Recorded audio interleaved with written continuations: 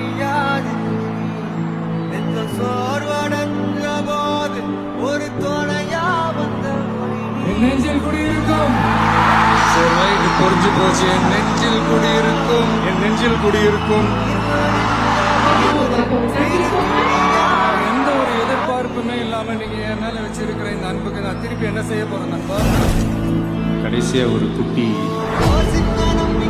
அப்படின்னு நான் நம்புறேன். பிடிச்சிருந்தா எடுத்துக்கங்க, இல்லைன்னா விட்டுருங்க.